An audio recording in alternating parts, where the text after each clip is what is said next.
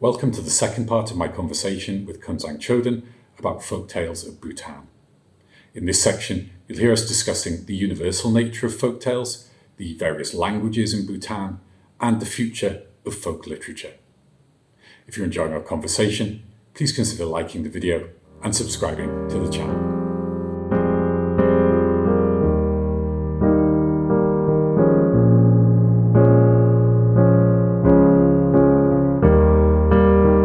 Welcome back to my conversation with Kunzang Choden about Folktales of Bhutan. If you didn't catch the first part, please do check that out first, where we talk about the context of the hearing and the writing down of many of these stories, and we talked about one example, Meme Hele Hele. When we were talking about that particular story, you mentioned how one layer of meaning is that of impermanence. And as I mentioned, from what I know of it, this is a central concept in Buddhism. Bhutan is a Buddhist country. Anyone who's lucky enough to visit can very clearly see the extent to which the Buddhist religion really pervades everyday life. But it struck me in many of the stories, Buddhism is not necessarily mentioned directly. We do certainly see values such as compassion being rewarded. So what would you say is the relationship between the folktales and Buddhism? Mm-hmm.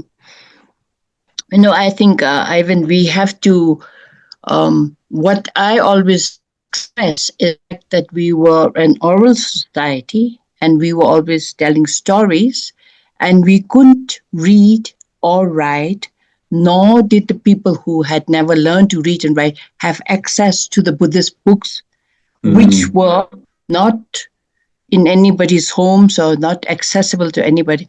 They were stored in the temples and in the private collections, and they were treated like sacred objects. We didn't deal with books.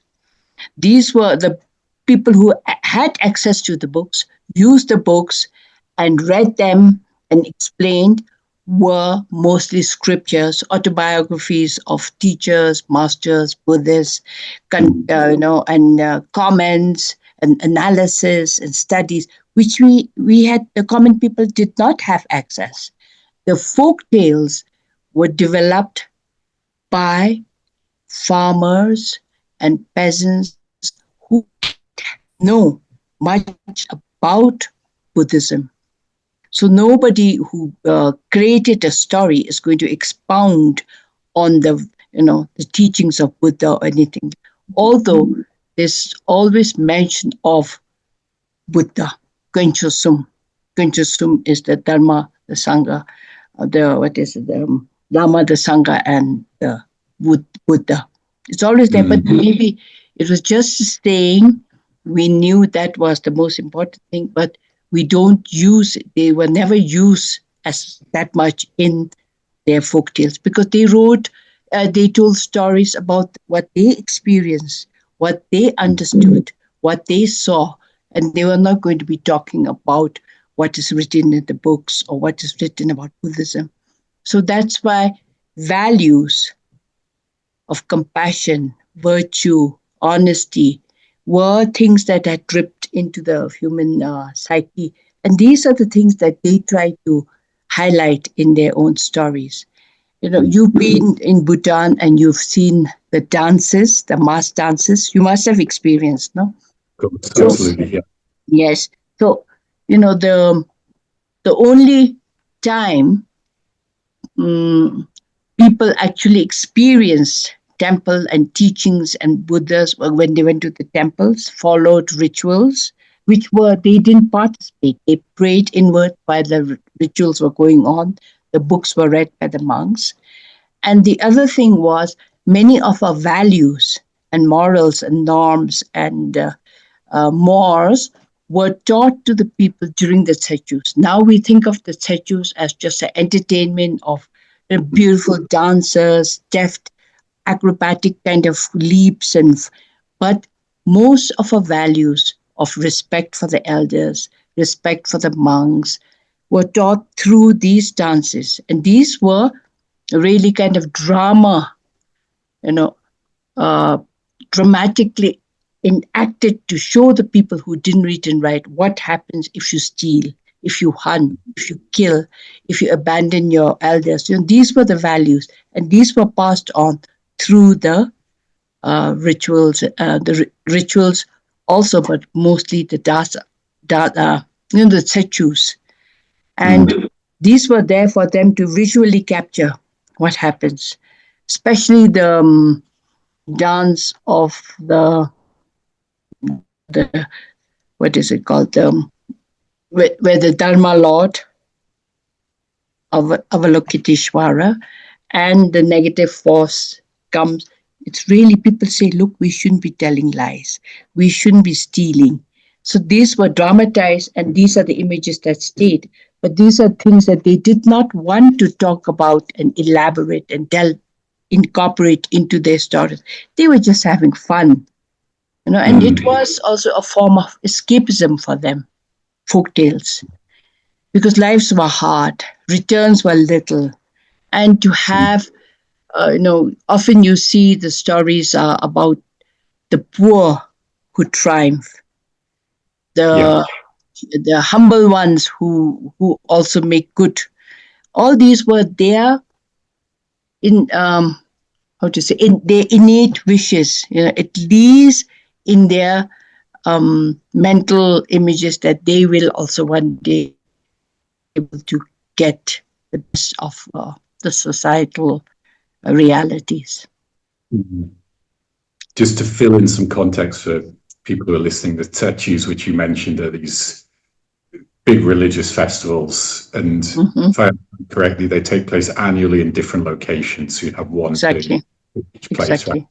And the big centerpiece is these mask dances, which are the kind of Buddhist teaching, right?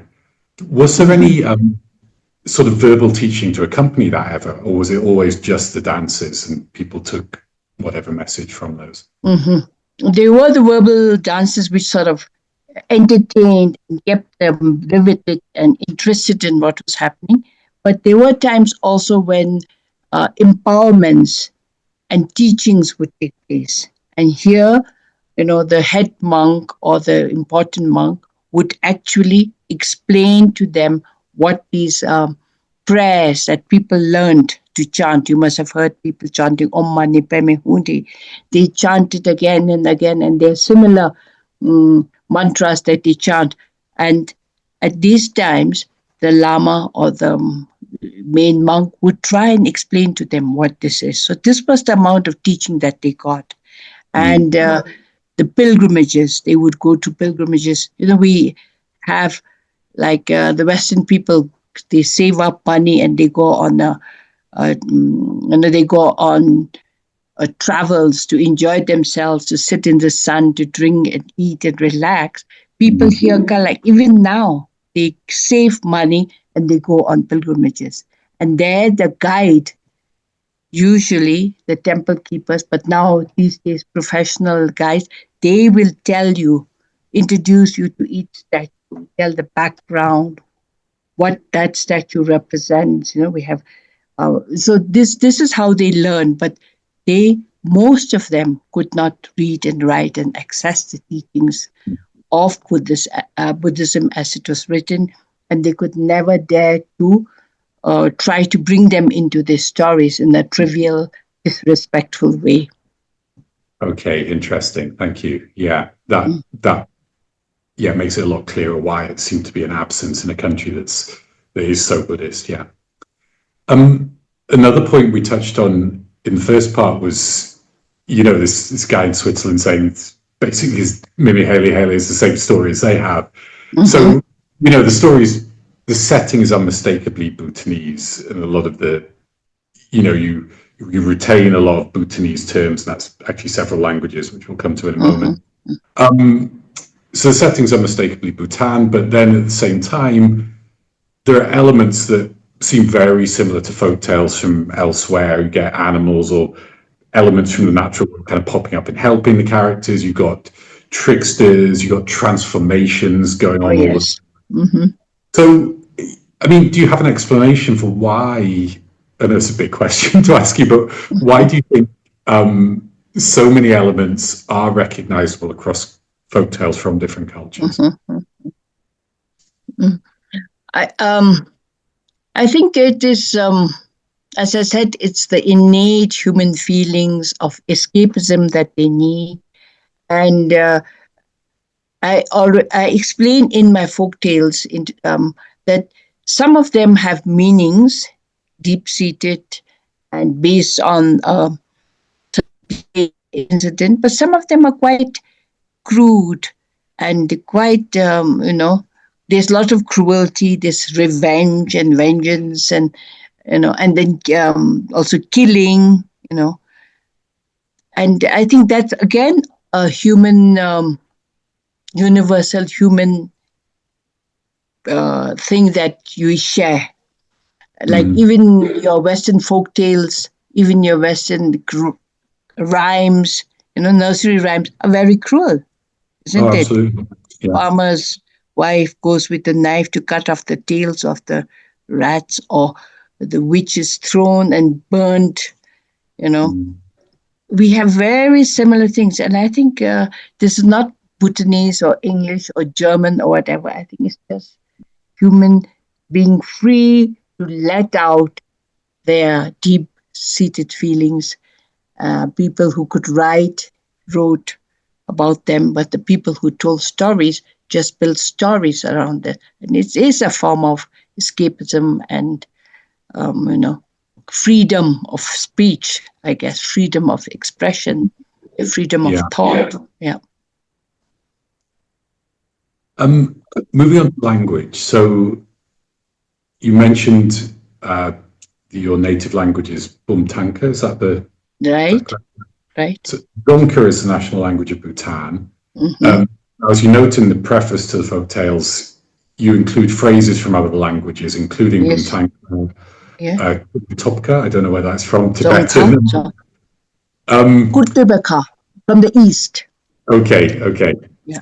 Thank you for helping with the pronunciation. Yeah. So, I guess, well, two questions. Firstly, how closely are the tales related to particular region down to regional languages? And also, how do you see the relationship between these regional languages and the national language of Zonka? And then, I guess by extension, Bhutanese national identity rather than these regional identities.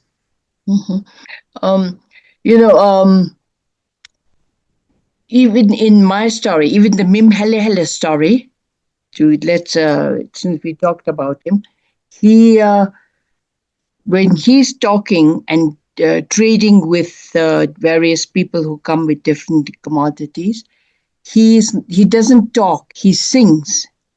So each conversation is sung, and he sings it in Zonka. And that's funny. And there are also expressions in my other stories where Tibetan is spoken. So I think although we had our own, dialect, not dialects, they say they're languages, we like to dabble and put other languages into our stories. I guess it gives you kind of a, superiority of being able to, say things in another language. Or it's also possible that some of these stories originated in the places, in the language that they were first created, and then it spread. It must have been a small, slow spread because people didn't travel a lot. So when somebody went to Kurtu, when you talk about Kurtuka, which is in Hunsi, they would engage. And I think the people from Bumtang would listen to the stories and bring back. So there's always merging and mixing of languages in the stories. Yeah. Do you get any of that? Every country has a joke about their neighbours. Do you get any of that between the regions? These Oh yes. Yeah. We have a lot of sayings about certain regions who are supposed to be slow and rather limited, and we have stories about how a particular region in the east from here, um, how people they were not very practical, and there is a story about a man cutting the branch of a tree, but sitting on the the cut side and things like. It's a lot of stories like this, and that uh, how silly he was. And then further on in my own book, there's a story about um, uh, the silly elder brother who actually doesn't have. So I can imagine that it was told by a younger brother about his older brother who didn't have much. So it's really just all the fantastic things and impractical things.